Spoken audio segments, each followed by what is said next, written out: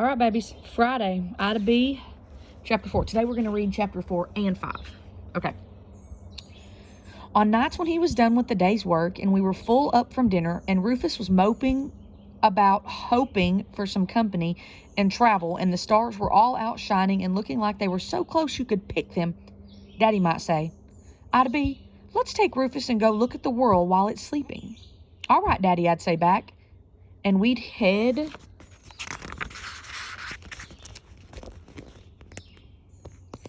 out through the fields and orchard and around the base of the mountain.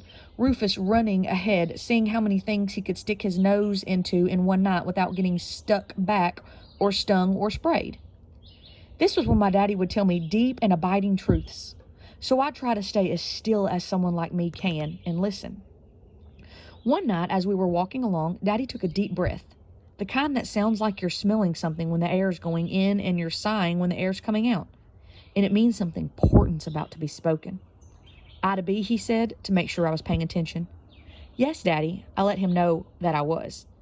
I want you to think about something. All right. Daddy stopped walking, and then I stopped walking. Because sometimes if you're saying something deep and abiding, you want saying it to be the only thing you're doing, and listening to it to be the only thing the other person's doing. We both looked straight ahead at the fields and the mountain and the sky, and then he began. Ida B, someday this land is going to be yours. Yes, Daddy. And the law is going to say that you own this land and you can do pretty much what you want with it. Yes, Daddy, I said again because I knew he wasn't going to go on till I talked, too. Like in church when the minister waits for you to say amen before he gets on with his preaching. But I want you to remember this. We don't own the earth. We are the earth's caretakers, Ida B. Here he took one of those deep breaths. I'm grateful we have this land, and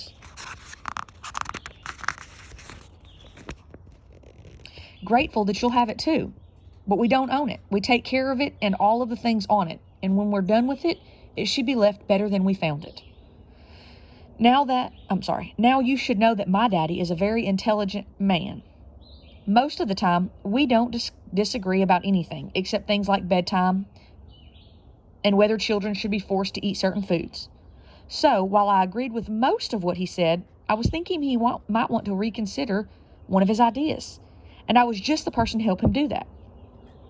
When Daddy talks like that, though, I don't say anything right away. He looked so serious when he said it. We are the earth's caretakers, Ida B, staring off into the sky, wiping his brow and nodding. I knew I needed to wait a bit before I shared Ida B's golden and supremely important nugget of wisdom. So we walked for a while. But when we were headed back toward home and we got to the orchard, I said, Daddy? Yes, Ida B. I do believe there are enough apples growing in that orchard that we could have pie every day of the week and send a few to the Queen of England as well. Daddy said. I gave him a few minutes to ponder that thought. When we were passing by the brook, I said, Daddy? Yes, Ida B. Sometimes in the summer, I'll get to sweating and stinking so bad that Lulu will hiss at me when I get near her, and even Rufus will run away. So I'll come on over here and lie down in the brook with my clothes still on. I'll let its coolness roll over me, and I'll feel the stink rolling away too. And, Daddy, it is delicious. Daddy just smiled. I gave him some moments to let that idea sink in. By the time we got to the edge of the fields, the moon was shining so bright the path looked like it was glowing, like the moon was showing us the way home. So I just pointed, and Daddy nodded his head like he knew what I was meaning. Once we were on the path, I said real quiet, Daddy? Yes, Ida B. I stopped walking. When Daddy saw what I was doing, he stopped too and waited. I think the earth takes care of us too. Well, Daddy looked at me kind of surprised. He stood there for a bit, rubbing his chin and considering. Finally, he smiled and nodded and started walking again. Oh, that's blurry. Oh, there it is. And I came with him, and he said, I think you're right, Ida B. And we were quiet the rest of the way home, just enjoying the breeze that was blowing through the stars. Chapter 5. This is what I eat for breakfast every single day. Hot rolled oats with raisins and milk, no sugar. Even in the summer, especially in the winter. Every once in a while, Mama will ask me, don't you want a little variety, Ida B? Now, when we get up, most times it's still dark outside. Sometimes at breakfast, I'm so tired, it's all I can do to keep my head propped up by my arm on the table, and I only open my eyes to make sure the oats are on the spoon and heading toward my mouth. But I close them while I chew. I'm not ready for deep thoughts or surprises. So when Mama asks me that, I say, "It's too early for variety, Mama." This is what I have for lunch every single day. Peanut butter on one slice of bread, milk, and an apple, preferably a Macintosh because they're tangy with a thin skin, which Daddy says resembles me at times. "Don't you want to try something different, Ida B?" Daddy will say. Well, by lunchtime, I'm wide awake and I've already been busy doing my chores and learning and having some fun. I've got a list of things that I can't wait to do in the afternoon. My head is filled to the rim with interesting ideas and plans, and that's exactly how I want it to stay. There are too many things to think about in this world besides what I'm going to have for lunch, Daddy, I say, and he looks at me like I am a true mystery. This is what I have for dinner every day, whatever Mom and Daddy are fixing, and lots of it, unless it's lima beans or Brussels sprouts. Mom and Daddy might ask, "Would you like some more, Ida B?" And most often I will say, "Yes, please," especially if it's dessert. Otherwise, at dinner time, we just chat about the day and what we want to do tomorrow, and they ask me questions like, "What is the verb in the sentence?" Mama reluctantly served Ida B another slice of pie, or, "Ida B, can you spell rambunctious and use it in a sentence?" And I answer, unless, of course, my mouth is full.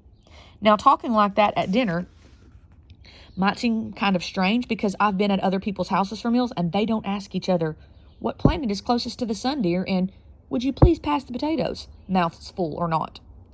The reason we talk like this is because up until last year, I was homeschooled.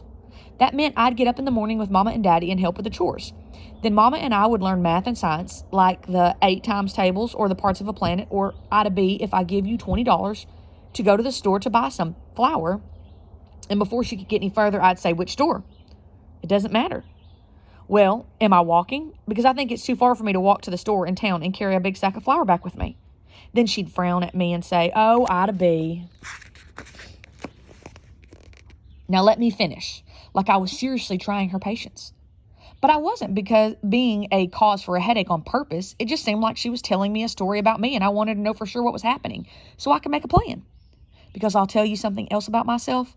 I believe good plans are the best way to maximize fun, avoid disaster, and possibly save the world. I spend a lot of my time making them. So then Mom would say, "Let's start again. Billy Rivers' mother gave him $20 to go to the store." "Who is Billy Rivers?" I'd ask. "Nobody real, just pretend."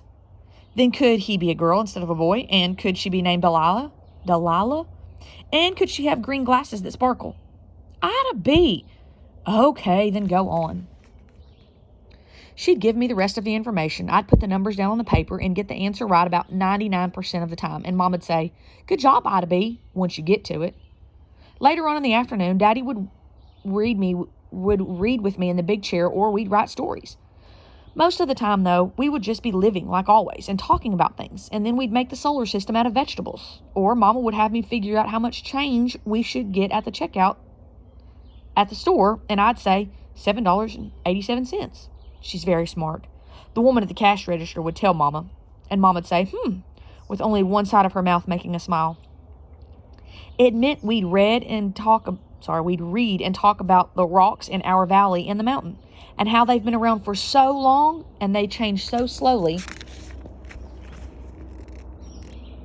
and they were here before us and will go on after us too. Then when I'd go and put my cheek against the big rock that sticks out of the side of the mountain and feel its warmth run into my body, I'd listen hard for its voice. When I finally heard it, it was like a low, gentle hum that went on for all the time. And all the stuff I'd learned about the rocks made sense in my head and deep inside me too. Being homeschooled meant I didn't have to ride squished on a smelly old bus or sit still in a stuffy room all day long. Mama made me take a test every year, and every year I'd pass with super brilliant flying colors. And I'd get to stay right where I liked it best, hanging around with Mama and Daddy, Rufus and Lulu, in the trees and the mountain and the snakes and the birds, all day, every day. It seemed like the best plan in the world to me. Okay, so Ida B is a homeschooled kid, just like you are right now. This is why this story is so great. Also, I was thinking about big rocks in the woods, and like where we live, we don't really have big rocks. Like we have to drive up to the mountains or something, right? But I was on a walk yesterday, and I found giant rocks that seem so out of place in the woods right here on my property. And I'm going to post them to our nature Padlet. So go check them out because they're really cool. Like, it shocked me like how giant they are and how they just seem like they shouldn't belong there. So go check it out. And make sure y'all are still posting cool stuff to our nature Padlet because I always look for stuff to post on there and I want y'all to as well. Okay. See you tomorrow.